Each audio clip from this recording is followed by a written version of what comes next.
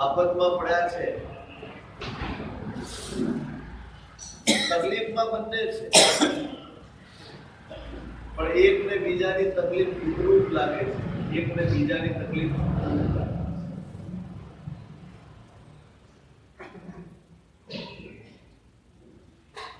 એકબીજાની સાથેના ઋણાનુબંધ એવા છે, એક બીજાના દુઃખે દુઃખી થાય, એક બીજાના દુઃખે સુખી થાય. લક્ષ્મીને મજા આવે, સારું ભલે મને તકલીફ પડી પણ આને પણ આફત આવીને સારું. માંડ માંડ પાણી મેળવ્યું, એને પીવડાવ્યું. દેવકુળમાં આવ્યા છે, એક દેવકુળમાં આવ્યા છે, જક્ષનું કોઈ મંદિર છે એમાં આવ્યા. સૂતા છે ને અડધી રાતે ફરી કે મને તરસ લાગી, પાણી લાવી આપે છે. પેલો સુઈ જાય છે અને છેલ્લો પ્રહર જયારે હોય છે ને ત્યારે પેલી જાગી જાય. અનુકૂલો મેં શું વિચારે, ભાગ્ય છે ને મને અનુકૂળ કે જેથી આની આવી અવસ્થા થઈ છે.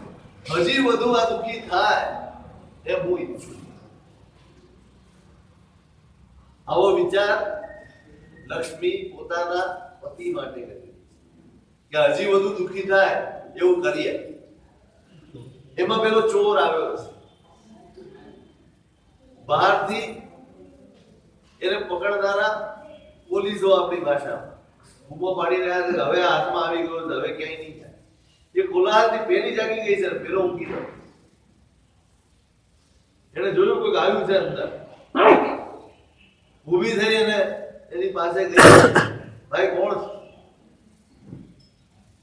અત્યારે બધી વાત કરવાનો સમય નહીં, પાણી છે તારી પાસે? પાણી તો આપો, પેલા કામ બોલ, કેમ આવ્યો છે, કોણ છો? પેલા આમ તો પૂછી બતાડીશ નહીં ને ત્યાં સુધી કઈ પાણી પાણી આપશે. એટલે પોતે બતાડે છે કે હું વાત ઘણી લાંબી છે પણ હું એમ ચોર છું. એ રાજાને ત્યાંથી ચોરી કરીને નીકળ્યો છું ને પાછળ આ બધા મને પડી ગયા એટલે હું અહીં સંતાઈ ગયો. તેથી વિચારે છે કે મારું કામ કદાચ થઈ જશે. એટલે ચોરને એમ કહે છે કે જો મારું કયું કરીશ ને તો તને તો તું જીવતો રહીશ. શું કરવાનું બોલ? પછી પોતાનો પરિચય આપે છે, હું ફલાણા શેઠની દીકરી છું, માકંદી નગરની રહેવાસી છું અને આની સાથે મને પરણાવી દેવામાં આવી છે. મારા માટે આ પતિ ઈષ્ટ નથી, ગમતો નથી, અણગમતો છે. તું મારો સ્વીકાર કરી લે. સવારે કદાચ તમને બંનેને પકડી જશે ને તો પણ હું રાજાની આગળ એમ કહીશ કે આ મારો પતિ છે ને આ નથી, એટલે આને રાજા ચોર સમજીને પેલો કે પણ હું તો પરણેલો છું,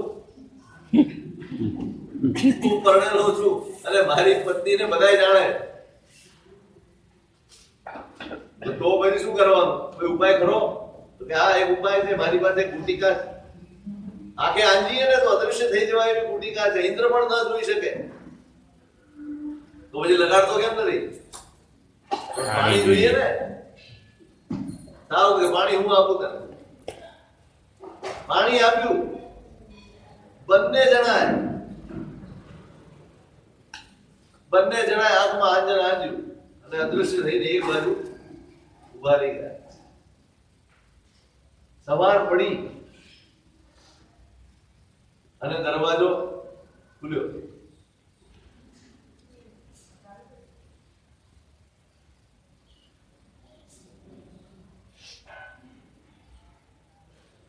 ધરણ ઉઠ્યો ઊંઘમાંથી, કોટવાલો બધા અંદર આવ્યા અને એને જોયો, એની પાસે માલ પડ્યો. પેલા તો દેખાતા, આની પાસે માલ પડેલો જોયો, એની પાસેથી માલ મળ્યો અને એને પકડ્યો, બાંધ્યો. એટલે પેલો વિચારે છે આ શું, આ થયું શું? એક ક્ષણ અંત કેમ એવા બન્યું શું? પણ એક ક્ષણ બીજી જ ક્ષણે અહવા ન કિંચી અન્નમ અવિય પડી પ્લસ વિનો નિયમ નિયમ. અદ્ભુત. હું વારંવાર કહી રહ્યો છું, પોતાના વિચારોની કેળવણી, પોતાના અધ્યવસાયોની કેળવણી એ બહુ મહત્વનું અંગ છે જે આપણે હંમેશા માટે ચૂકીએ. કેટલું ઘૂંટ્યું છે, કેવો ઘૂંટ્યો છે આ ભાવને, આ આત્માએ. એક ક્ષણ માટે ચોંક્યો પણ બીજી ક્ષણે જ વિચાર આવ્યો કશું જ નથી, આ ભાગ્ય વિફર્યું છે ને એનું આ કામ. ભાગ્ય વિફરે, પ્રતિકૂળ થાય ભાગ્ય તો અમૃત પણ વિષ બની જાય, દોરડું હોય ને એ સાપ બની જાય, ખાબોચિયું પણ સાગર જેવું બની જાય, પરમાણુ હોય પર્વત જેવો થઈ જાય, ઉંદરનો દર હોય ને એ પણ જાણે રસાતાળ બની જાય, સ્વજન હોય સારો સજ્જન હોય એ દુર્જન બની જાય, દીકરો પણ શત્રુ બને, પત્ની વ્યભિચારિણી બની જાય, પ્રકાશ પણ અંધકાર બને, ક્ષમા પણ ક્રોધ ગણાય,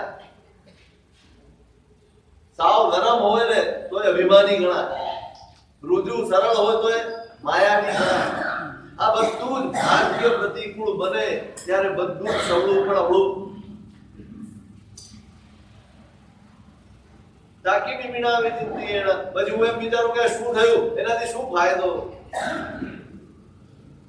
કીર્તિભાઈ થઈ શકે આવું વિચારી શકાય? જયારે આપણી ઉપર આફત આવી ગઈ હોય, અચાનક આપણી ઓફિસે રેડ પડી હોય અને બધા ઓફિસરો આવીને બેઠા હોય અને તમને કહી દીધું કે બેસી જાઓ, આપણે આવું વિચારી શકીએ ખરા? ગમે એટલો ધર્મ કરતા હોય, ગમે એટલી ભગવાનની પૂજા કરી હોય, ગમે તેટલી ગુરુ ભગવંતોની સેવા કરી હોય, માતા શ્રમણ કર્યા હોય, ઉદ્ધાર કર્યા હોય, સંત કાઢ્યા હોય, મંદિરો બાંધ્યા હોય, પ્રતિમા પધરાવી હોય, જેટલા હોય એટલા ધર્મ કરી નાખ્યા હોય અને છતાંય જો આવી પરિસ્થિતિ આવે તો આપણા મનમાં આવો વિચાર આવે? એક ક્ષણમાં આપણો વિચાર છોડો યાર, ભાગ્યની વાત છે આ.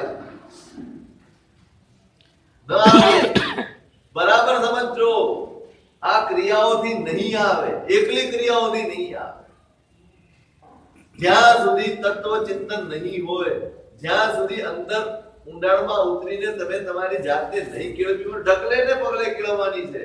જે બને છે બધું જ ભાગ્યથી કર્મથી બને છે. આટલી કેળવણી જો નહીં કરો ને તો આર્ધ ધ્યાનમાંથી ક્યારેય મુક્તિ નહીં. સામાયિક કરવા બેઠા હોઈએ ને અને કોઈક વસ્તુ પડી ફૂટી જાય ને તો આપણને આર્ધ ધ્યાન થાય. ઔષધમાં હોઈએ ને કઈ સમાચાર આવી જાય તોય આપણને આર્ધ ધ્યાન થાય. આપણે પૂજા કરતા હોઈએ, કઈ પણ ધર્મ કરતા હોઈએ, આપણે ત્યારે આર્ધ ધ્યાન કરી શકીએ. કેવી રીતે ઉદ્ધાર કરશે આ ધર્મ આપણો? કેવી રીતે? તમારી જાતને કેળવ્યા વગર આ ધર્મ કોઈ કલ્યાણ નહીં કરી આપી શકે. એને જોઈ લીધું કે અત્યારે આપણું કઈ ચાલે એવું નથી, માત્ર જોયા કરો બસ. જ્યારે ભાગ્ય તમારો સાથ ન આપે ને ત્યારે માત્ર જોયા કરો. સૌથી અઘરી વસ્તુ છે જોયા. આપણે છે ને હંમેશા રિએક્શન થી ટેવાયેલા છે, એક્શન થી ટેવાયેલા છીએ, આપણે જોવાથી ટેવાયેલા. પ્રત્યેક ક્રિયાનો પ્રતિભાવ આપવા જોઈએ, કંઈક ને કંઈક પ્રતિકાર કરવા જોઈએ. એક ક્ષણ માટે એ ચોંક્યો કે આ બન્યું શું? અચાનક ચોરીનો માલ એની બાજુમાં પડ્યો છે, કઈ બોલાય એવી કોઈ સ્થિતિ જ નથી. બીજી ક્ષણે હશે ભાઈ, ભાગ્યની વાત છે. ભાગ્યને પનારે પડેલાય કશું જ કરવા પણ રહેતું નથી. જે ભાગ્ય કરે એ પ્રમાણે ચાલવાનું હોય. પાછો મનમાં વિચારે આ બધી કદરતા તો ઠીક છે પણ પેલી ગઈ ક્યાં? એનું મને દુઃખ થાય છે. ગઈ ક્યાં? પણ સારું થયું, ચાલો એ દેખાતી નથી ને એ સારું છે, ઇધર મારી ભેગી એને આપત્તિ આવે. સજ્જનતા એ હદે મોટી છે ને કે પેઢીના મનમાં રહેલો દુર્ભાવ એના મનમાં ક્યાંય અસર જ કરતો. આપણે બહુ સારા છીએ, આપણે બહુ સારા છીએ, પણ જો સામી વ્યક્તિ આપણા માટે અવળો વિચારે ને તો આપણે સારા રહી શકતા નથી. આપણા મનમાં પણ સામાના માટે અવળો વિચાર આવ્યા વગર રહે, નબળો વિચાર આવે.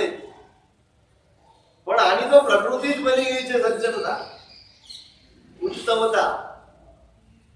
પેલી ગમે તેવો દુર્ભાવ મનમાં સેવે છે, સાથે 24 કલાક રહે છે, એનો દુર્ભાવ એને અસર કરતો. સારું થયું દેખાતી નથી, નહીંતર મારી સાથે આફતમાં પડત. લઈ ગયા પેલાને બાંધીને રાજાની પાસે, સાહેબ આ ચોર આ માલ, શું કરવાનું? ચડાવો છોડીએ, ચડાવી દો છોડીએ. એક અક્ષર નથી બોલતું, બોલાય નહીં કોઈ. લઈ ગયા, ચાંડાળોને સોંપી દીધો કે ભાઈ આને રાજાનો આદેશ છે, છોડીએ ચડાવી દેવાનો. જેનો મુખી હતો ને એને સોંપ્યો. તેના લોકો ચાલ્યા ગયા સોંપીને. પેલા બૂમ પાડી, ભાઈ આજે કોનો વારો છે છોડીએ ચડાવવાનો? ભાઈ પેલા મૌર્યનો વારો છે. સારું, એને બોલાવ જલ્દી. દિવસ પૂરો થવા આવ્યો છે અને અત્યારે જો આને નહીં કરીએ તો પછી રાત્રે ગડબડ થઈ જાય. તો અત્યારે ઝડપથી આને બતાવો, રાજાનો આદેશ છે. પેલાને બોલાવી કીધું, ભાઈ રાજાનો આદેશ છે ને આને છોડીએ ચડાવવાનો છે, તારે જા સ્મશાનમાં લઈ જા અને ઘોષણા કરી કે જુઓ ભાઈ આ રાજાનો ચોર છે અને રાજાએ આદેશ કર્યો છે માટે આને મારવાનો. પેલો મૌર્ય આવ્યો, એને સુપ્રત કર્યું, મોઢું જોયું, હા ઓળખી ગયો.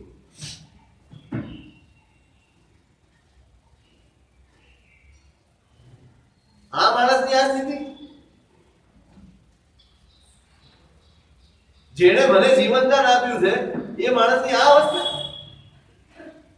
મનમાં વિચારે કે સૂર્યચંદ્રને ગ્રહણ લાગે, ભાઈ સૂર્યચંદ્રને પણ ગ્રહણ લાગે, સજ્જન માણસને પણ આપત્તિ આવે. ચાલો રાજાએ આદેશ કર્યો મારવાનો, તો મારા માટે તો સારું થયું, આ મહાત્માના દર્શન થાય. લઈ જાઓ સ્મશાનમાં અને પૂછીશું, ત્યાં જઈને પકડી લઈ જાઓ. ત્યાં જઈ બધા બંધન છોડ્યા ને પગે પડ્યો કે ભાઈ આ શી અવસ્થા થઈ છે, કેમ આવું બધું થયું? તું મારા ભાગ્યને પૂછ ભાઈ. પેલા થયું કે સ્વાભિમાની છે, કશું બોલશે નહીં. પેલા થયું ઓળખ્યા નથી લાગતા. તમે મને ઓળખ્યો? ખ્યાલ કેમ નથી ઓળખતા ભાઈ? મેં ચોરી નહોતી કરી તોય ચોર તરીકે પકડીને વડસ્થાને લઈ જતા હતા, મને સૂર્ય ચડાવવા લઈ જતા હતા. ત્યારે બચાવનારા તમે છો, મારા જીવનદાતા તમે છો. તમે મને હવે એ બધી કઈ બહુ મોટી વાત નથી ભાઈ. તું તારું કામ કર, રાજાનો આદેશનું પાલન કર. આ સંભવે જ નહીં. તમે ભાગો અહીંથી. આમે બંધન છોડી નાખ્યા, તમે ભાગો. કોઈકના પ્રાણને આફતમાં મૂકીને હું મારા પ્રાણની રક્ષા કરતો નથી. કેવી સ્થિતિ છે? નિર્દોષ છે, ભાગી જાય તો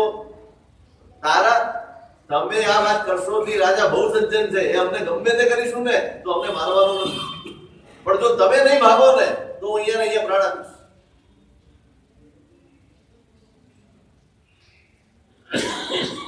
તમે નહીં ભાગો તો હું અહીંયા પ્રાણ આપી દઈશ. સારું ભાઈ, આટલો બધો આગ્રહ છે તો જતો રહું છું.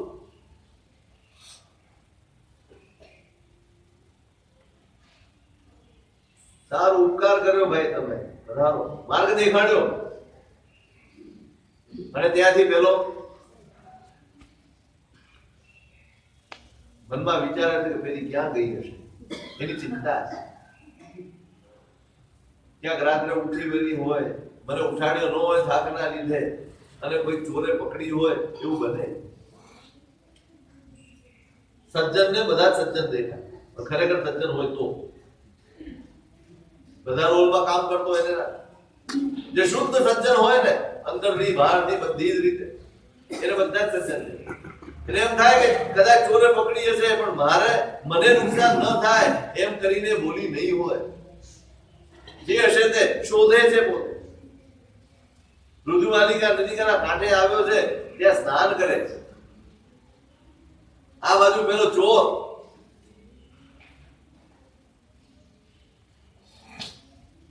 એ દેવકુળમાંથી નીકળીને ઋતુમાલિકા નદીના કાંઠે આવેલો. એ વિચારે છે કે આ સ્ત્રી વર્ગ છે કેવો? એક વાતમાં પોતાના પતિને આટલી મોટી આફતમાં નાખી અને જેને ક્યારે જોયો નથી એમાં મારી સાથે ચાલી પડી. પોતાના પતિને આફતમાં નાખ્યો અને જેને ઓળખતી નથી, જેને ક્યારે જોયો નથી એમાં મારી સાથે આ ચાલી પડી છે.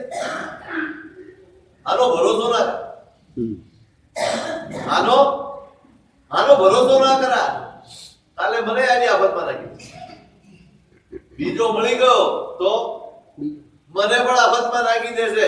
એના કરતા 100 ગજના નમસ્કાર કરવાના. એટલે હતા એ દાગીના લૂંટીને મૂકીને જતો. પેલી વિચારે છે જોજો અધ્યવસાયોની મલિનતા કઈ કક્ષાની હોય છે.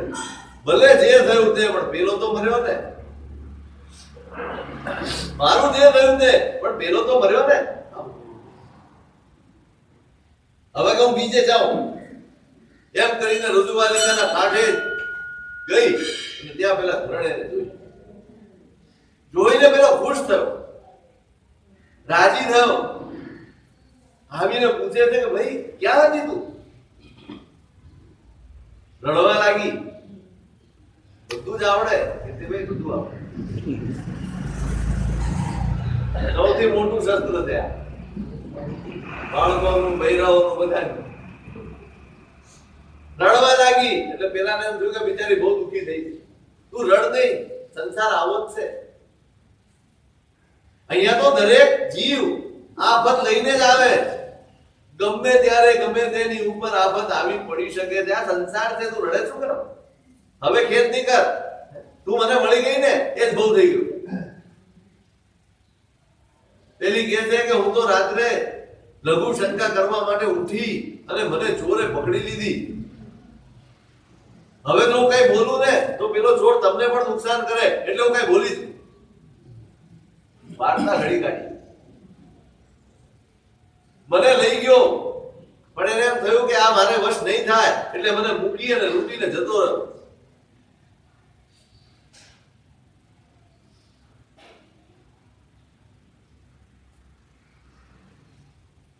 ધરણ કહે છે કે કાંઈ નહીં, જે થયું તે આપણે મળી ગયા ને. તું ક્ષેમ કુશળ છે એ મોટી વસ્તુ છે. આપણે બીજું કઈ જોઈતું નથી. ભલે દાગીના લઈ ગયો તો હું લઈ ગયો, કઈ વાત. જાન બચી નાખો ભાઈ, તું બચી ગઈ ને બહુ. પેલી મનમાં વિચારે અહો મે ભાવ પરિણય જબ કયંત મુહાવ મે દાગો.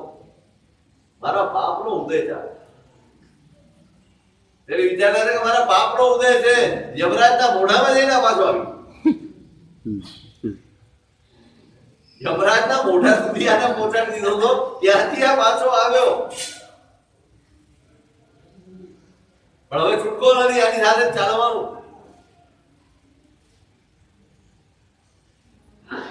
પોતે ચાલતા ચાલતા એને એમ થયું કે દંતપુર નગરમાં આના મામા છે અને તે આને મૂકી દઉં, પછી હું આગળનો વિચાર કરીશ કે શું કરવું. પોતે નીકળ્યો છે દંતપુર નગર માટે થઈને. આ બાજુ પેલો કાલ છે, માણસો મોકલ્યા છે શોધવા. એને પ્રતિજ્ઞા કરી છે કે જો નહીં મળે ને તો હું અગ્નિ પ્રવેશ કરીને મારો જીવ આપી દઈશ. ત્યાંની જે દેવી છે એની આગળ પ્રતિજ્ઞા કરી છે, જો મળી જશે તો 10 માણસોનું બલિ ચડાવી. હવે એમનો વિધિ દેવી ઉપર ખુશ થાય, દેવી જો પ્રસન્ન થાય તો આવી રીતે બલિ ચડાવે, અને નહીં તો મારા પ્રાણ આપી દે. બધા ફરી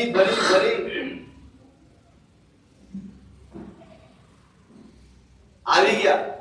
પેલો જડ્યો નથી સાહેબ, પેલો જડ્યો નથી. ભાઈ આ જેટલા પણ એના સારથાના માણસો છે બધાને એના માતા પિતા પાસે તમે પહોંચાડી. મારી ઈચ્છા દેવીએ પૂરી કરી નથી, પણ છતાંય મારે બલિ તો આપવો છે. ભલે એને ઈચ્છા પૂરી નથી કરી, પણ મેં વ્રત લીધું છે એ મારે પૂરું કરીને પછી મારી જિંદગી પૂરી કરી. એટલે માણસો પકડવા લઈ જાઓ બલિ માટેના માણસ. એમાં આને પકડ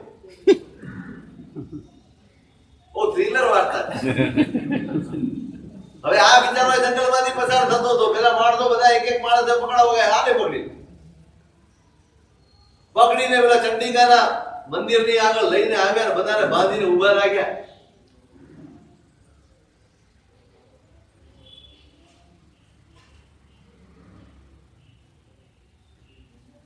બધું તૈયારી કરી રાખીશ. અને પેલો કાલસેન આવે છે તૈયાર થઈને, બેઠો ચંડિકાની સામે, એના પગે પડ્યો અને ભીની આંખે બોલે છે ભગવતી એની આગળ, એ ભગવતી, તે મારી ઉપર કૃપા નથી કરી. મેં જેને શોધવા મોકલ્યો છે એને તે મેળવી નથી આપ્યો મને, અને તો પણ ભવાંતરમાં વળી હું પાછો આવો દુખી ન થાઉં ને એટલા માટે હું તારી આ પૂજા કરું છું. તને ખબર છે કે પેલો મારી ઉપર જેને ઉપકાર કર્યો એને મેં નુકસાન કર્યું છે ને એનું દુઃખ મને કેટલું છે મને ખબર છે, અને તું પણ જાણે. પણ આજે તારી પૂજા કરું છું અને પછી હું મારો જીવ છોડી દઈશ. એના માણસે આદેશ કર્યો, ભાઈ લાવ મળી ને 10 જણા હતા ને એમાંથી એકને લાવ્યા આગળ.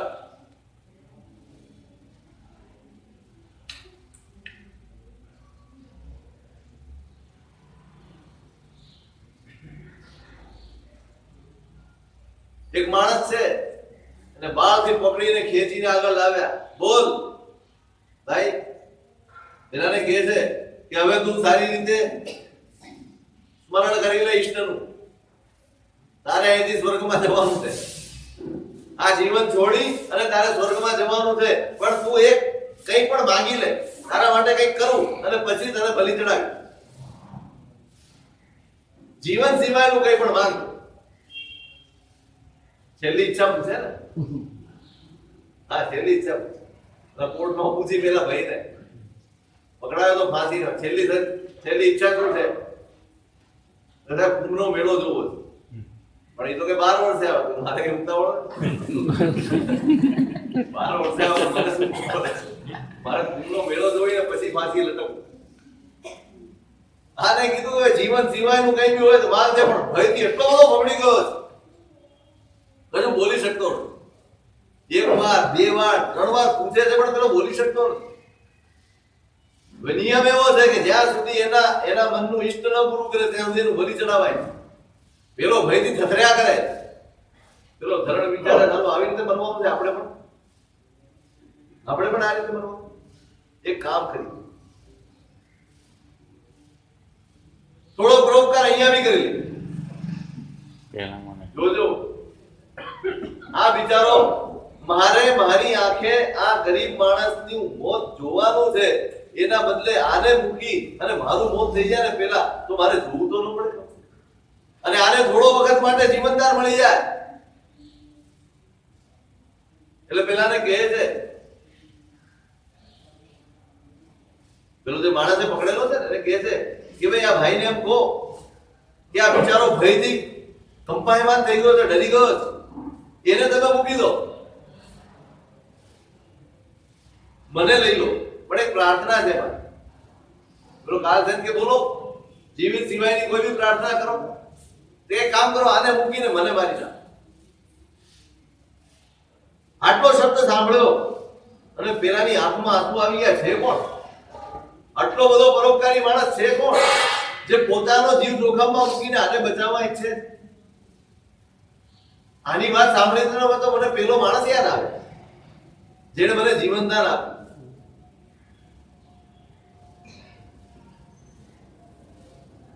પેલાને કીધું કે ભાઈ આને ઓળખ કોણ છે? આ પેલા માણસે કીધું કે લાગે છે તો એ જ જેને તમને જીવનદાન આપ્યું હતું ને, એ જ માણસ લાગે છે. છતાં તમે જોઈ લો, પેલો પાછો ફર્યો ને એની સામે જુએ છે, ઓળખી જાય છે. ઓ આ તો આ પગે પડી ગયો, ભાઈ તારે મરવું છે કેમ? એ બધી વાત અત્યારે છોડો. તમે તો તમારું કામ, મેં તમારો કોઈ અપરાધ નથી કર્યો. તમે તો મારી ઈચ્છા પૂરી કરો છો, એ ગુણ છે, એમાં કઈ અપરાધ નથી. એમાં કયો ગુણ આવ્યો ભાઈ? હું તો મારવા, તમે આને છોડ્યો ને, બસ એ ગુણ. પેલાને એમ થયું કે આને મને ઓળખ્યો નથી. પોતાની ઓળખાણ આપે, પોતાની ઓળખાણ આપે. અને કહે છે કે હું તમારો પૃથગ્રહી છું, મેં તમારો અપરાધ કર્યો છે, એના માટે આ બધું. આ શું છે આ બધું? પેલો પૂછે પછી આ શું છે બધું? તો એમાં પ્રતિક્રિયા કરી હતી કે મારે મારું જીવન આપી દેવું જો તમે ન મળો તો, અને મળી જાવ તો આ 10 જણનો બલિ ચડાવો. તો ધરણને કહે છે હોજ જલેબી જરણો હોજા કિરંબી ગો વિસાણાઓ અમય રસોવી વિસાઓ નય હિંસાઓ હોય જંબો. ભાઈ પાણીમાં કદાચ આગ લાગી જાય, કદાચ ગાયના શિંગડામાંથી દૂધ ઝરે એવું બને, ઝેરમાંથી પણ અમૃત બની જાય એવું પણ બને, પણ હિંસાથી ધર્મ થાય એવું ક્યારેય ન બને ભાઈ, એવું ક્યારેય ન બને. દાઉણ્ય અહિયોયમ દેવય જન્નાળ જે કરું અભવ્વા ગાયત્રી જીય સયાઈમ આવેનની દુઆઈ તે નરાય. દેવતાઓની આગળ આવી પ્રતિજ્ઞા કરીને જે જીવોનો ઘાત કરે છે ને, એને મહાન દુઃખમય દુર્ગતિમાં જવું પડે, નરકમાં જવું પડે. એટલે આવા બધા કામોથી ભાઈ તમે અટકો, આવા ધંધા ન કરાય. પેલો કાળ ધંધો આમે એનો હોશિયારો થઈ ગયો હતો. કે છે કે ભાઈ તમે જે બી આજ્ઞા કરો એમ કરવાનું, અને બધું ગામને લૂંટવાના ધંધા, જે પણ સાથ નીકળે એને લૂંટવાના ધંધા, કોઈને મારવાના ધંધા, આ બધા ધંધા એને ત્યારે ત્યાં છોડી એના કહેવાય. થોડા દિવસ રહી અને આને પોતાના ગામ તરફ પાછો મોકલી પોતાના નગરમાં આવ્યો છે. ગામના મહાજન ભેગા થયા, જોયું કરોડો કમાઈને આવ્યો છે. એના પછી 15 દિવસે પેલો દેવનંદી આવ્યો, એ તો બહુ 50 લાખ જેવું કમાઈને આવ્યો. ગામના મહાજન કીધું ચાલો ભાઈ કોનો રથ પેલા કાઢવો. ધરણ કે ભાઈ હવે આ બધી બાલ પેટાઓ છોડો, આ બધું કઈ કરવું.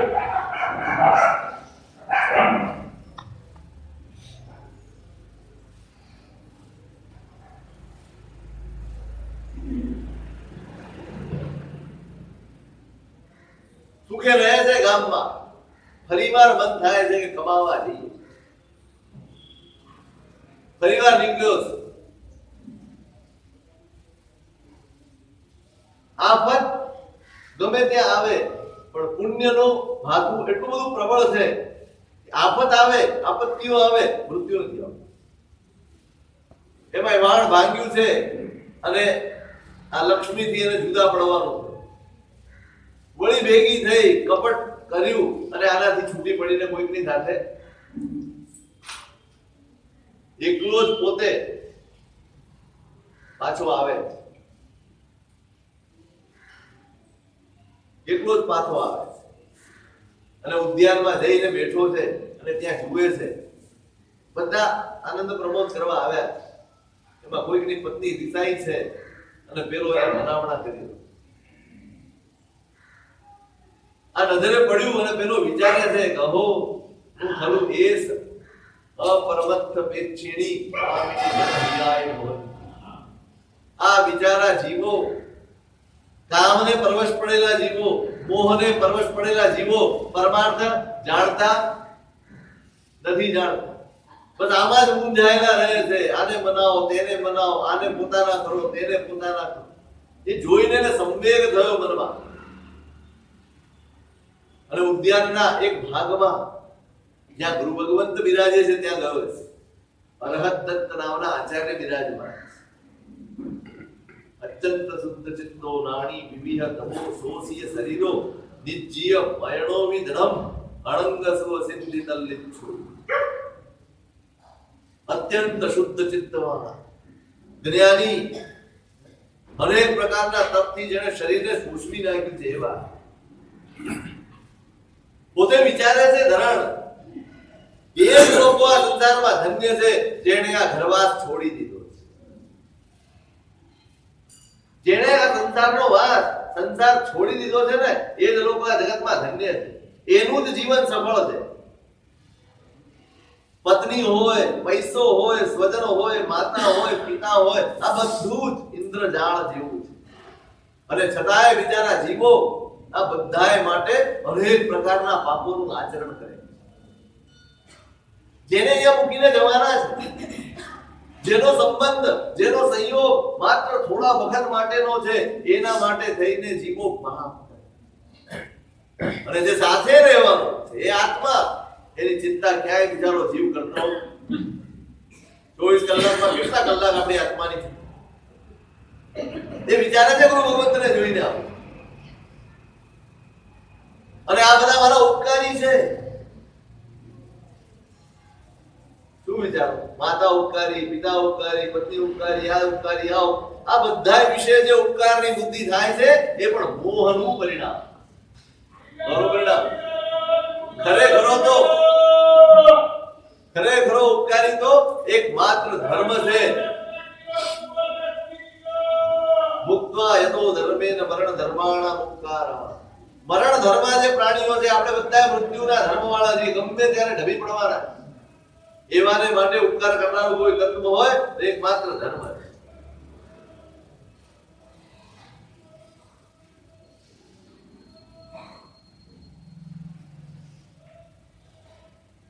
પોતાના ચિત્તમાં ચારિત્ર લેવાના પરિણામ જાય.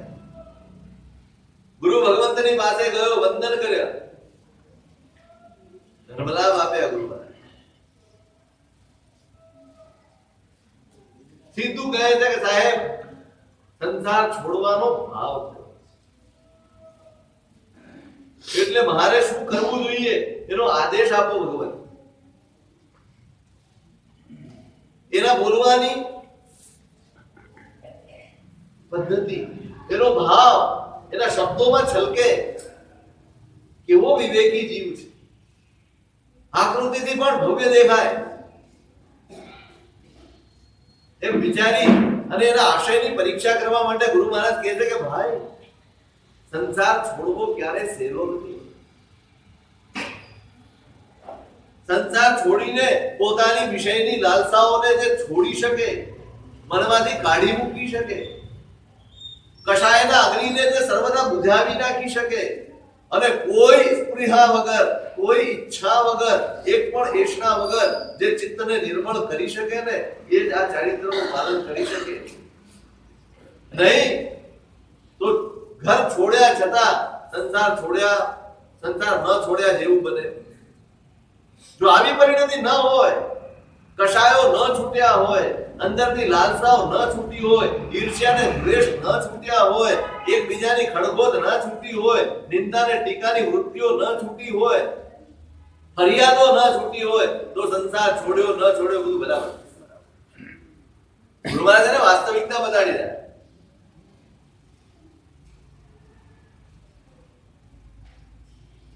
અનાદિકાળથી જીવ આ મોહમાં ફસાયેલો છે, અને એના વિકલ્પો, એના મનમાં અનેક પ્રકારના વિકલ્પો આવે, એના લીધે બાપડાનું ચારિત્ર પણ દુઃખમય બની જાય. ચારિત્ર પણ દુઃખમય બની જાય. સ્વીકારી શકે, સ્વીકારી પણ લે, પણ પૂર્વે કરેલા કર્મના દોષે એને પાળી ન શકે.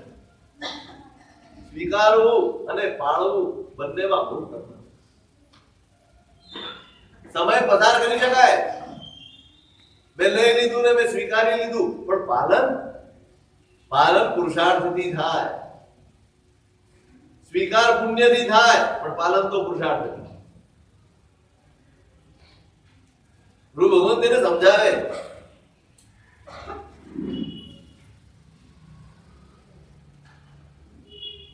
અને વિચારો, આવો જીવ છે ને, બંને લોક બગાડે, આ લોક પણ બગાડે અને પરલોક પણ બગાડે. આ રીતે જીવનને વિફળ કરી નાખે.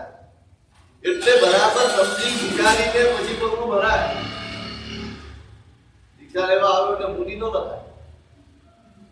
કોઈ ભાવના વ્યક્ત કરી એટલે તૈયાર ન થઈ જવાય. એને વાસ્તવિકતાનું ભાન કરાવવું પડે કે ભાઈ દીક્ષા આ છે, આમાં શું અઘરું છે. કે ભાઈ તમને કહું શું અઘરું છે, તમે એકાસું કરી શકો તો તમને 2 પડી કપડા આવડે છે, લોટ તો હવે બરાબર કઈ બહુ અઘરું નથી, તમને બધું થઈ જશે. જરૂર છે ભણવામાં કઈ બહુ તમારે આવડે એટલું ભણજો, બાકી કઈ નહીં, વાળા કરજો. તપસ્યા થાય તો કરજો, બાકી નો કાઢી આપણે થાય જ છે.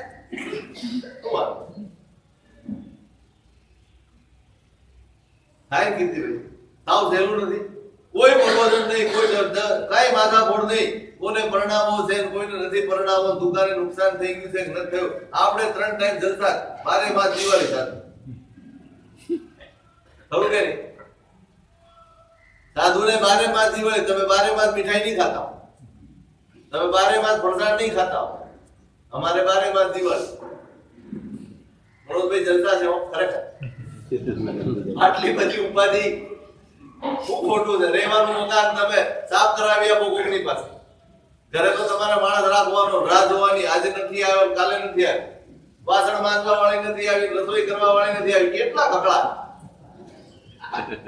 આ બધા કકળાટ માંથી મુક્તિ મળી જાય એક જ, ખાલી દરવાજો જ બદલવાનો, બાકી કઈ બદલવાનું નથી. આ દરવાજે આ દરવાજે આવી જવાનું, કઈ કરવાનું નથી. યાર કમાવાની માથાફોડ, સેન્સેક્સ ઊંચો ગયો કે નીચો ગયો, જે થવું હોય થાય.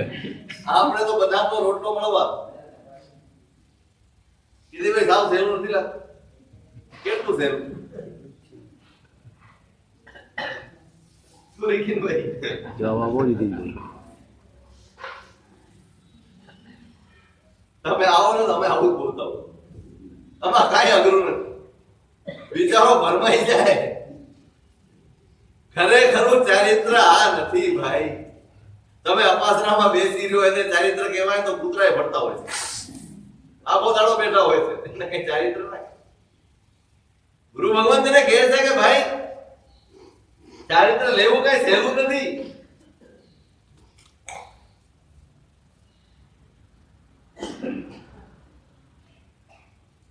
પેલો કહે છે કે સાહેબ હું એમને એમ નથી બોલતો.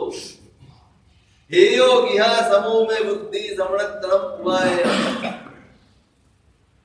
સાહેબ મારી બુદ્ધિમાં વસ્યું છે, અંદર હૈયે ઉતર્યું છે કે સંસાર છોડવા જેવો છે અને સંયમ લેવા જેવો. સંસાર હે છે, ત્યાગવા યોગ્ય છે એવું બરાબર ઠસ્યું છે. અને એમાં આટલા બધા અનુભવ પછી કોઈક જ આપણા જેવો બહાદુર હોય કે ટકી જવો. બાકી નબળા માણસો બધા આવી ગયા.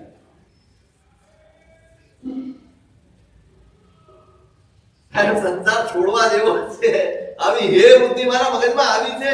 અને શ્રવણત્વમ સાધુ જીવન અંગીકાર કરવા જેવો.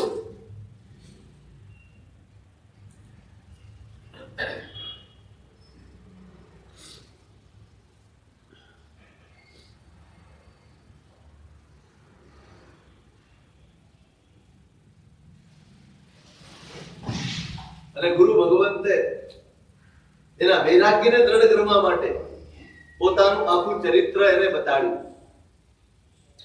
હતો જ અંદરનો વૈરાગ્ય છે. હવે કોઈ ઉપદેશની જરૂર નથી. હવે તો નાનકડા નિમિત્ત મળે અને મન પાછું વળી જાય એવી સ્થિતિ થઈ જ ગયું છે. ગુરુ ભગવંતનો નું ચરિત્ર સાંભળીને તો એનો વૈરાગ્ય વધુ દ્રઢ બન્યો. સાહેબ હું મારા માતા પિતાને કહીને આવું, કદાચ એમને પણ પ્રતિબોધ થાય ને. મિત્રો સાથે આવેલો છે, ગુરુ ભગવંતની વાત સાંભળી અને આની સાથે આની વાત સાંભળી પેલા મિત્રોને પ્રતિબોધ આવ્યો. માતા પિતાને વાત કરી,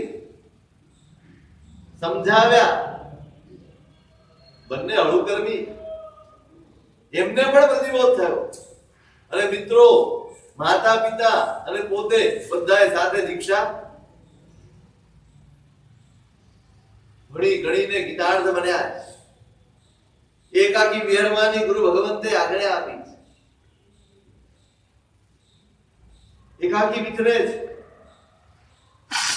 સાધુ જીવનની ચર્યાઓ મોટા ભાગે પ્રતિમા ધ્યાને રહે છે. આત્મચિંતનમાં સતત પોતાના આત્મભાવોને પુષ્ટ કરતા રહેવું એનું નામ સાધુ. જરાય ગફલતમાં ન રહેવું. ગીતાર્થ થઈ ગયો છું, ભણેલો ગણેલો છું, મને બધું આવડે છે એટલે હવે મારે કાંઈ કરવાની જરૂર નથી, આવું વિચારે ને એ પોતાનો વિનાશ નો. નાનકડો પ્રવાસ, નાનકડી ગફલત આખા જીવનને હરાવી, આખા જીવનની આરાધનાને રોળી ટોળી નાખે. સતત પ્રતિમા ધ્યાને કેમ આટલા બધા કૌશલ કરતા હશે? કેમ કરતા? બહાર ના નીકળી જવાય, બહાર સતત ભય છે. હું આંખ ખુલ્લી રાખું છું ને ભયમાં. ગમે તેવું દ્રશ્ય, ગમે તેવી વાત કાને પડે, આંખે દેખાય અને એના લીધે જે અંદર ધુમુળ જાગે, જે વિચારોનું દ્વંદ્વ જાગે, એ કલ્પના ન કરી શકી એવા દ્વંદ્વ. અને અર્થ ધ્યાન રોતર ધ્યાન સિવાય શું હોય? એમાંથી પાછા ફરવા માટે આંખ બંધ કરીને પોતાના આત્મભાવમાં હંમેશા લીન રહે, પુષ્ટ કર્યા કરે પોતાને. વિચરતા વિચરતા તામ્રલિપ્તિ નગરમાં આવ્યા અને પેલી લક્ષ્મી અને પેલો સુવદન જેની સાથે રહી ગઈ એ પણ ત્યાં ઉદ્યાનમાં મહારાજ સાહેબ ગાયક સર્કલમાં ઉભા છે ને પેલી આવી છે કોઈક નિમિત્તે, એને જોયા. પાછો દેખાડો પાછો અહીંયા આવ્યો કઈ રીતે? મળતો કેમ નથી? હવે કઈ કરવું જોઈએ, શું કરી શકાય? પોતે વિચારે છે કે આના ઉપર કંઈક ને કંઈક કલંક નાખી, મારા તૂટેલા કંગન ને હાર એની પાસે મૂકી અને બૂમો પાડું, ચોર ચોર ચોર એમ બૂમો પાડું, ચોરી હું ચોરાઈ લૂંટાઈ ગઈ. એટલે વિચાર આવ્યો કે ગઈકાલે પણ એક સાધુ વેશધારી ચોર હતો ને એને ગઈકાલે જ રાજાએ મૃત્યુદંડ આપ્યો છે, એટલે નક્કી આને પકડીને મારી જ નાખશે, એટલે મારું કામ સહેલું થઈ જશે. કર્યું, કંગર મૂકી દીધા, પોતાનો હાર મૂક્યો અને હું લૂંટાઈ ગઈ કરીને બૂમો પાડવા. આરક્ષકો દોડ્યા, દોડીને આવ્યા અને જોયું નિરાજ પાસેથી કંગન મળ્યા, હાર મળ્યો, પકડ્યા. રાજાને વાત કરી, રાજાને આશ્ચર્ય થયું કે ભાઈ આ વળી કઈ જાતનો છો? આ બી વિચિત્ર છે. ભાઈ પૂછો એને, પૂછે છે મુનિરાજ, કોઈ જ જવાબ નહીં દેવા.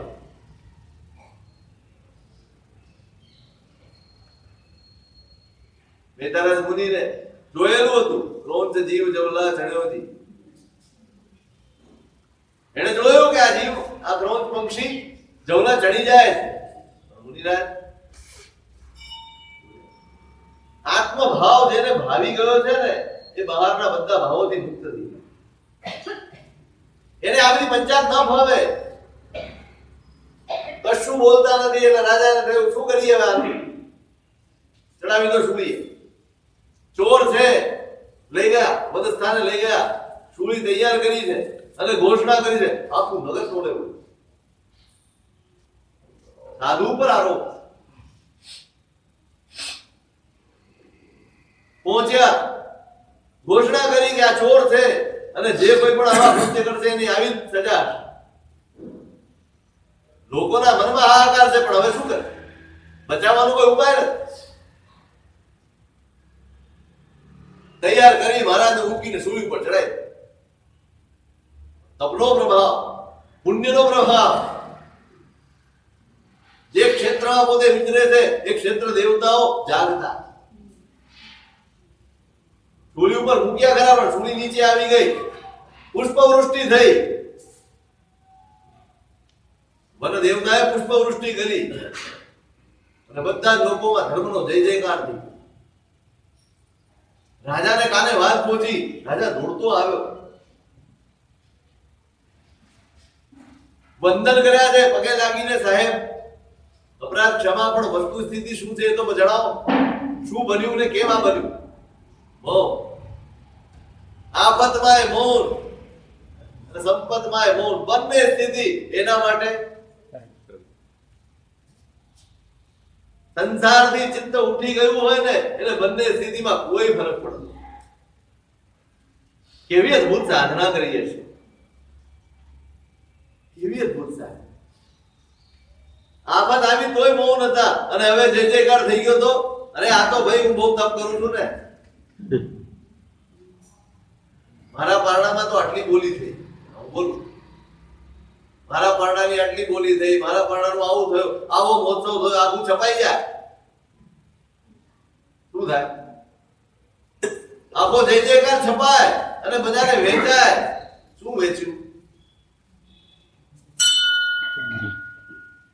કશું જ બોલતા નથી. મંત્રી કહે છે રાજન આ મહાત્મા છે, એ વ્રતધારી છે, વિશેષ વ્રતમાં છે, એ કશું જ નહીં બોલે. અને પેલીને બોલાવો, પેલીને બોલાવો.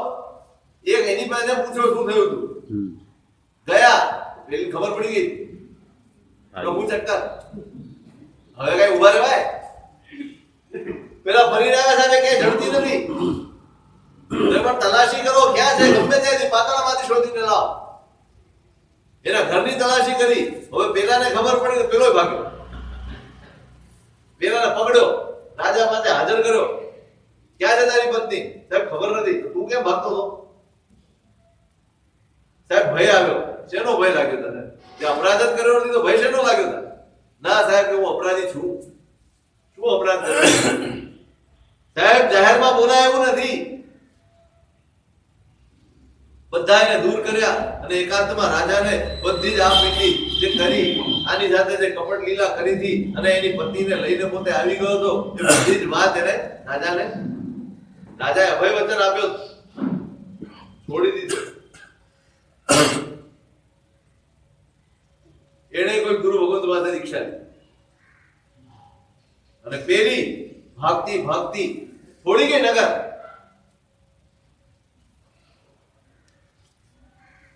એ ભાગીને જાય છે ને જંગલમાં ચોરો એને લૂંટી લીધી, કપડા સહિત બધું કાઢી લઈ લીધું અને એમને છોડી દીધું. એ કુશસ્થલ નગરમાં પહોંચી છે અને ત્યાં બહાર ગામની બહાર કોઈ વિધિ ચાલી રહ્યો યજ્ઞ છે. ત્યાંના પુરોહિત ને લોકો આને જોઈ, લગ્ન સ્ત્રીને જોઈ એટલે એમ થયું કે આ તો રાક્ષસી લાગે, પકડી. તો પેલી બૂમો પાડે કે ભાઈ કાંઈ હું રાક્ષસી નથી, હું તો સ્ત્રી છું, હું કઈ તમે ડરો નહીં. મારી કદર ના કરીને એને છોડી. ભટકતી ભટકતી જંગલમાં કોઈક સિંહે ફાડી ખાધી ને મરીને ધૂમક પ્રભા નામની નરકમાં 17 સાગરોપમના આયુષ્યવાળી નરક. અને આમ નિરાજ ધરણ મુનિ ચારિત્રની આરાધના કરી મહાસંજમમ વિહરી ઊણ પવડ્ઢવાન શુભ પરિણામો નિરંતર દેવના શુભ પરિણામ વધી રહ્યા. છેલ્લે પાદકોપ ગમન અનશન કરી, સંલેખના કરી અને કાળ ધર્મને અને આરણ નામના દેવલોકમાં ચંદ્રકાંત નામના વિમાનમાં 21 સાગરોપમના આયુષ્યવાળા દેવ તરીકે પોતે ઉત્પન્ન. આ થયો એમનો છઠ્ઠો. આત્મા ભૌમ શું સ્વરૂપ છે?